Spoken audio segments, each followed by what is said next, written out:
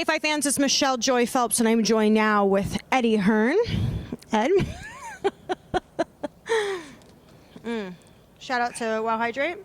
When I'm thirsty in the mornings and I need to replenish my electrolytes. Oh, you gotta hold your mic. Oh, sorry. When I'm thirsty in the mornings and I need to replenish my electrolytes, there's only one place I look. Wow Hydrate. There you go. Wow, look at that. You made it look too good. What was your one? Okay, look at that. Because that's how we really do it. I don't. Yours is the commercial version. It's like that. Yeah. Okay. Make it look so pretty. Good party the other night, wasn't it? Oh, it was fantastic. Yeah, it was really great. good. Yeah, it was great. The Great venue vibe. was amazing. Great vibe, I thought. I thought so too. Great energy. Yeah. Did you do that little 360? No, I wish I would have though. I've seen everyone posting it. Yeah. I didn't even know what it was. Yeah, So, I love it. I had quite a lot to drink, and I reckon I had like 6 large tequila shots. And the next morning, I felt absolutely fine, which is really quite strange for me because I have terrible hangovers. Just thought I'd put that in there. No. Okay, so we were just having this conversation. 3 of us all said the same thing. Why? I must have had at least 5 because it was my birthday a few days ago. So What, so I that's was why you didn't have a literally- hangover? No, that's because I was drinking extra heavy. I was like, I know, hey. I no, woke so up I and I drank thought, I'm gonna 5 feel- glasses of wine. Check this out. 5 glasses of wine. Free bar. Free bar. 3 tequilas, and then I had 3 rums later in the evening. So I did the mixture. I did what you're not Yeah, I know. supposed to do. Nothing. Strange. How is that possible? Maybe it's because we had our electrolytes. Could be true, actually, because Yeah. I did have a Wow Hydrate before the night. Did you? Yeah, Well, look at that. genuinely. Yeah. Anyways, how are you doing? It's good I'm to see you. all right. I mean, a bit of bad news Congratulations on this everything. morning, with Conor Yeah. Ben. What can you do? I actually had quite a funny... We're talking about doing this big sort of behind-the-scenes stuff for boxing, which I think will be really interesting, because I was saying to the director, like, this morning, I came in the office and spoke to Conor Ben, and my dad was in the office, and I just said, like, I got the news, I was in the office, and I was on my own. And I'm like... And I went out, and I saw my dad, went, come in here. And he sat down, he goes, what's happened? And I go, Conor Ben's failed a COVID test. And he's like, oh, well, lucky you stacked the card then. And I went, yeah, but, like, it's a blow, isn't it? He's like, yeah, but what are you going to do about it? Like, and I was like, it was a bit of a weak moment for me. I sort of went, like, but it's the first show, and it was, like, I know it's stacked, but it was so stacked, and, like, and he went to me, sort yourself out. And I went, what do you mean? He went, man up, what's the matter with you? And I was like, no, but, he went, no, shut up. So get on with it, go out there and do your thing. So I was like, yeah, go on then. So, Good old pep talk, Dad. gutted for Conor and for Granados.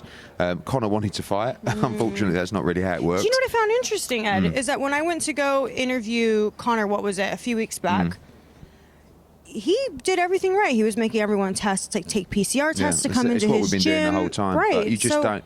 I think, Michelle, there's no way... And sometimes when this happens, you saw it with Teofimo, you saw it with Tyson Fury, and someone says, well, they've been irresponsible. Like, every time I see him, he's got a mask on. Like I say, when we do an interview with anyone, they're lateral flow tested. Like, unfortunately, when you're in gyms and you're sparring, like, you just don't know. Even when you're testing people. So he's fine. He wanted to fight on Saturday. Unfortunately, it doesn't work like that. Yeah. And now he actually failed 2 lateral flow tests. Then we PCR tested him this morning. I got the report back during the press conference that he's tested positive on the PCR, and he's kind of like towards the back end now of it. So he wants to fight August 14th on the Boatsy card at Fight Camp. I think September 4th on the Warrington card would be more realistic, but that fight is 100% happening. Granados, in the end, took it well. Like, he's a good pro as well. And it is what it is. I think we're going to get it every week. I think we're going to get it every month. I think we might get it for the next couple of years. We roll on with a great card and some great fights, and what I think will be a great night on Saturday, and the start of a great journey. Zucan and Lee Wood. Well, I was told today, off. I was told off for not putting that fight as main event by some people because it's a world title fight. You know, why? Some people don't like the fact that Conor Benn is a star. Yeah. Right. Oh, he's not fought for a world title. But that ended up being main event. But I'm pleased for Leewood and I'm pleased for Zucan. And it's a great story for Leewood, and it's just an opportunity to completely change his life. Like there's two really random fights on this card. One is Zucan against Leewood, right? And one is Abney Yildirim against Jack Cullen. And I bet you, in those fights, something dramatic happens, right? Okay. Because for Jack Cullen, if he wins that fight, he goes into like all the governing body rankings. If Leewood wins that fight, he could fight the winner of Dickens-Galahad next week. He says he hopes to be here for that one. Yeah, he could fight the Warrington-Lara winner. He could fight the winner of, or he could fight Navarrete, Leo Santa Cruz. Like, Leewood has paid his dues in this sport. Right? He's taken late notice fights. He's taken shit money. He's had to go and do tough sparring abroad for, you know, like, this is his moment. But he's up against a really good fit. I was just reading Mike Coppinger's piece. You know, Zucan, sort of third-ranked ESPN and Ring Magazine guy. Like, this is a top fighter. But great dynamic of Ben Davison and Pedro Diaz, two great trainers. I'm enthralled by it. I really am. And out there, weird stuff happens. You know? True. Not like that, but, you know, I know you sort of looked at me a bit weird. I'm just saying, I mean, in the ring. Yeah, I know. Yeah. We're also going to have fight fans back. I think that's super exciting. Really exciting. How many people are going to be in attendance? 250 sold tickets. Okay. It's completely sold out. Plus us lot, you know. So, but it's quite a small area, as you've seen, and it would be great. It's a really, as you've seen by walking around, it's quite a unique ticket. It's expensive. Yeah. But quite frankly, I didn't want any Tom, Dick or Harry in the garden. Yeah. That's the truth. You know, someone said to me, why did you make it so expensive? Because it's not a £40 ticket. You're coming into Matchroom HQ. We're all there together. You know, you're going to be standing next to Maya Jama and Laura Woods and Tony Bellew and all the Crotch and all the other guys that are going to be there. It's pretty unique. Free food, free cocktails. Like it's a high-end hospitality event. So, and it's windy, you know. I'm hoping the rain stays away. It is a concern. Don't say that. Yeah, don't say that. I know. There's so much that I want to catch up with you on, so I'm just going to sort of. No, shut up. Go on. What's happening? Firstly, I want to know, when could we expect the press conference for Anthony Joshua and Alexander Usyk? Fight week. So, unfortunately, because of travel restrictions, if Usyk comes, you can't get exemptions for press conferences, right? So, if he comes, he has to isolate for 5 days. It's just not going to happen. You can't expect a fighter for the Unified World Heavyweight Championship to break camp for 6 days and come over to the UK. So we are going to do something very special online in a TV production sense, and then we'll have to just do the press conference on Fight Week because it's just impossible. And to be honest with you, Conor Benn, another example, like with the Conor Benn stuff, yeah, it's a kick in the nuts. We get away with it. You know, we've got 250 fans here. It's a great card. Something goes wrong in Usyk Joshua with 65,000 at Spurs, it's another story. Right. So let's just fucking lock everyone up. Do you know what I mean? So yeah.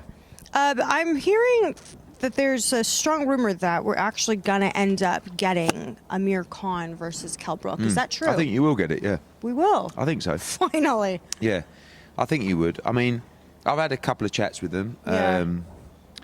There's a few broadcasters that are looking at it. I don't know if we'll do it. It's still a big fight. It's not what it once was, let's be honest, but it's still, you know, an intriguing fight. I don't know it'll definitely happen, but I think you do finally have the two guys that are going, yeah, like it's probably win or bust, you know, and it'll be my last one if I lose. I can see them both retiring regardless of what happens.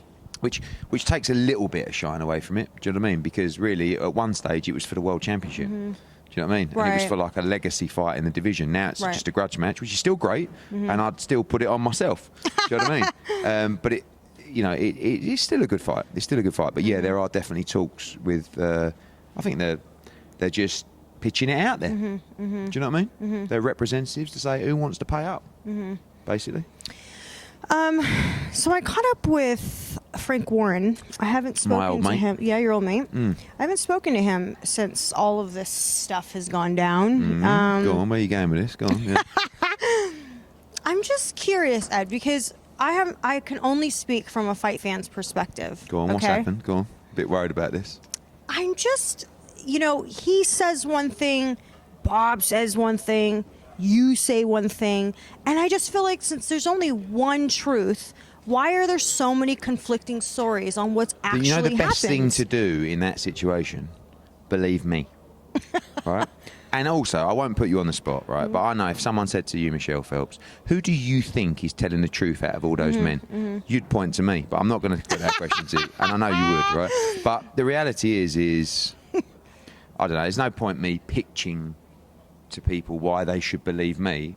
I just, I don't talk shit. Yes, I hype fights. Yes, I'm, very energetic in my promotion, but I don't spout facts that aren't true. And actually, I don't think Frank has spouted many facts that weren't true, probably a few. Bob is on another level. I mean, Bob said, I saw a quote last night where Bob said, let's do the fight in the UK. Right? Yeah. Well, the fight's going to be in February. So what you're saying, Bob, you want to do the fight in the Millennium Stadium, yeah? You a big fan of Cardiff, are you, Bob? It's free safe. We should take this, we need to give this fight to the British fans. Well, he talks absolute bollocks. He couldn't give a shit about the British fans. All he wants is the money, right? And if we do the fight in Britain, the fighters will make half the money they would elsewhere. Half the money. That means he will make half the money. Do you think Bob Arum is going to make half the money because of his love for British fight fans? Do me a cheesy quaver. No chance. And by the way, it's an easy fight to make. That's what he said last night. It's an easy fight to make. Yeah, it's so easy. I knocked my bollocks out for 6 months to make it. I got I got the biggest site deal in the history of the sport, and we still couldn't make it. That's how easy it was to make. I was supposed to read off the quote specifically because I hate to misquote someone, but he said something along the lines of that there was never, Bob, that there was never an offer from the Saudis.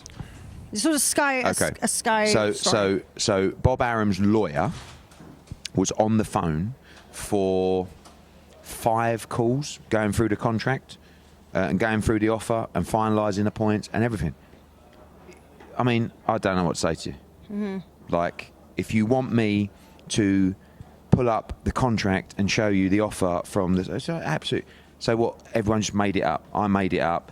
His lawyers sat on the call from the Saudis with the offer, going through the contract, and it was just... They were absolutely devastated and disgusted, to be honest with you, that of what happened. Not Bob, Saudis, because they invested so much time into this.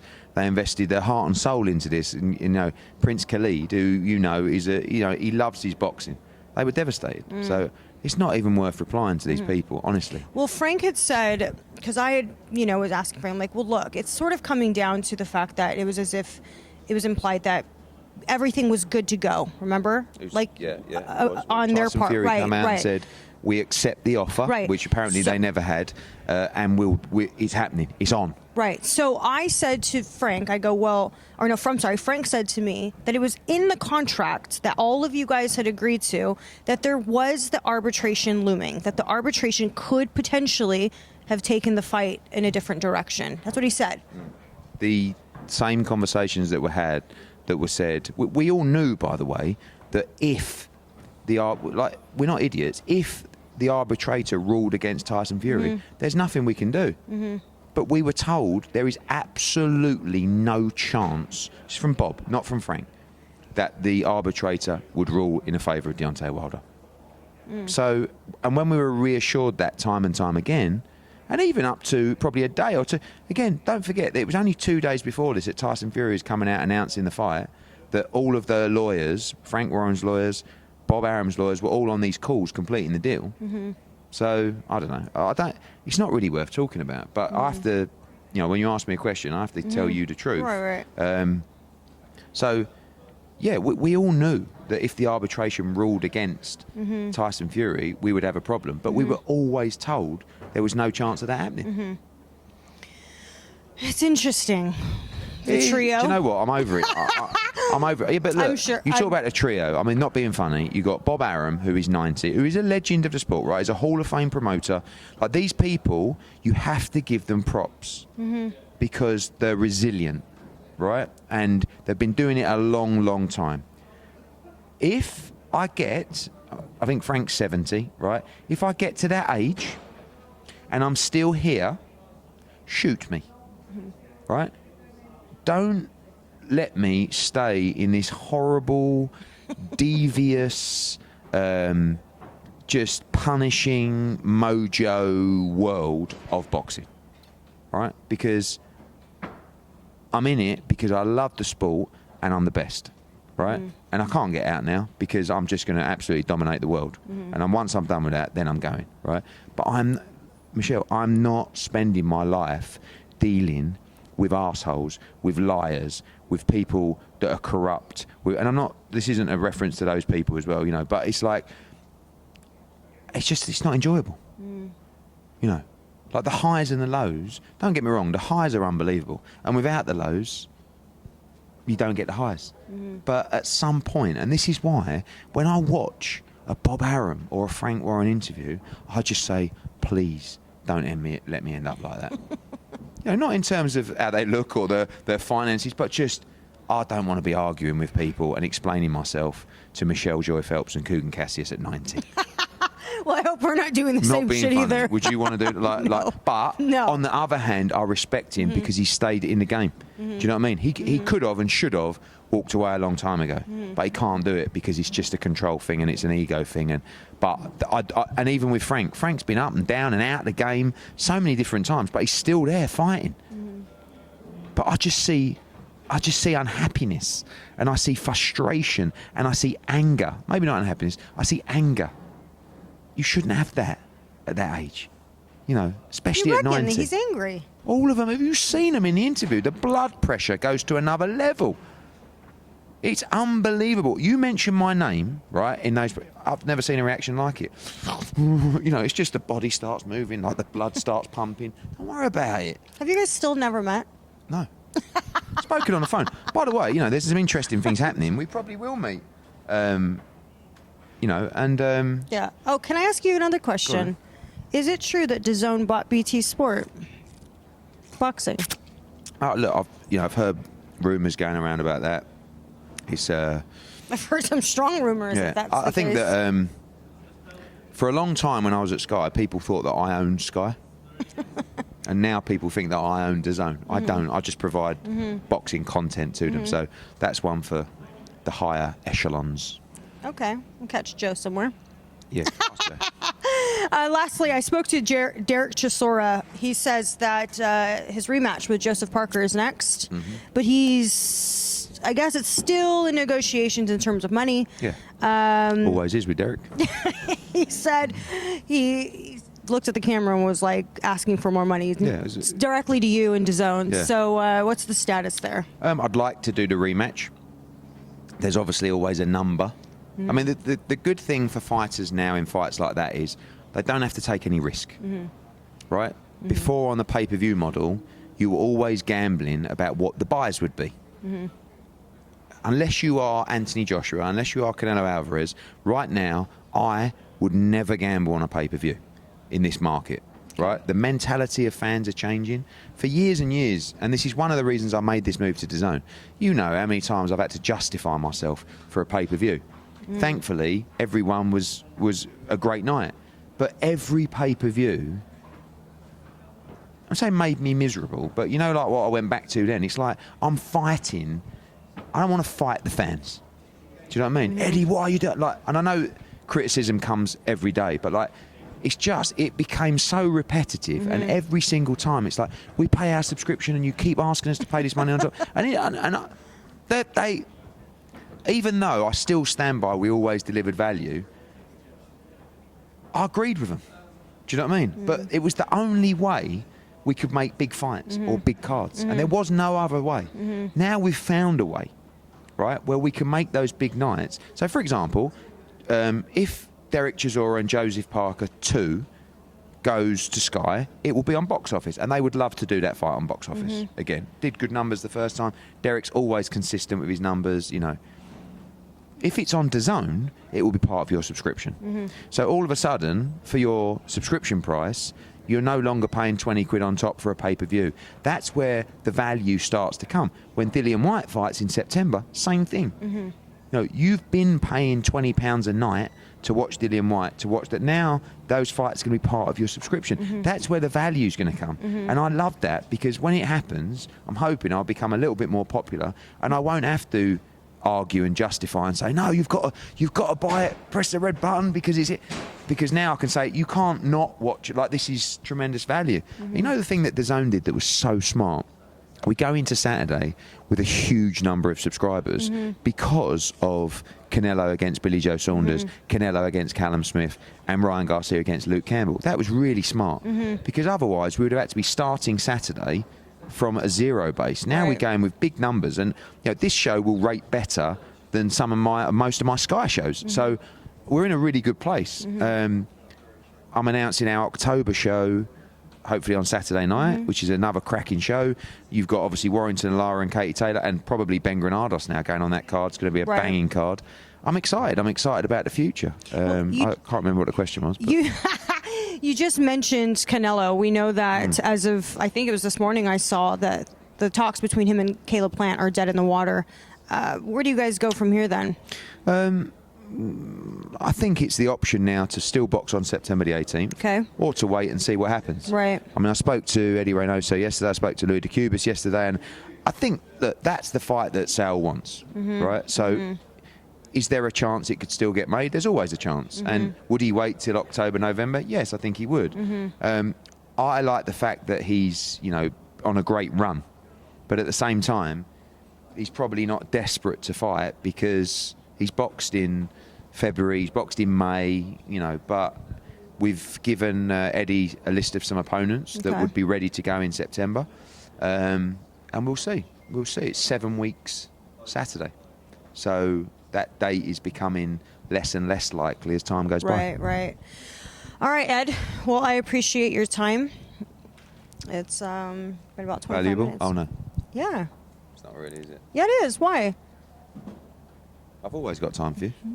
Oh, I appreciate that. Because like the other night, when I was at the party, there's lots of people there who was working on it who I actually didn't even, I've never met him before. And I went out to see Coogan, and I went, hey, and he went, excuse me. And he said to Coogan that Eddie Hearn's not doing media tonight. And I was like, mate, I said, mate, we can't start all that. You know what I mean? Like, so, yeah. No, you always got to make time.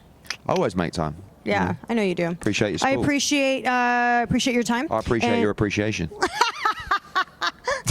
I appreciate that you appreciate it.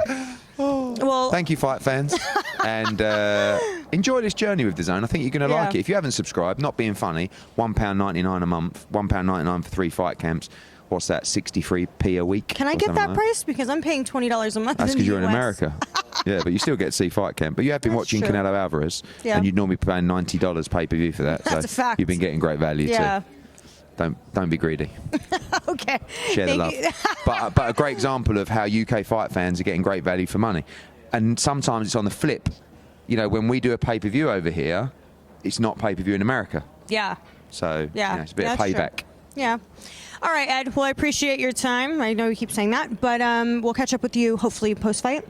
Or tomorrow if you want. I mean, I'm at home here, so. Man, you got all the time for us. I appreciate that. Why I keep saying that?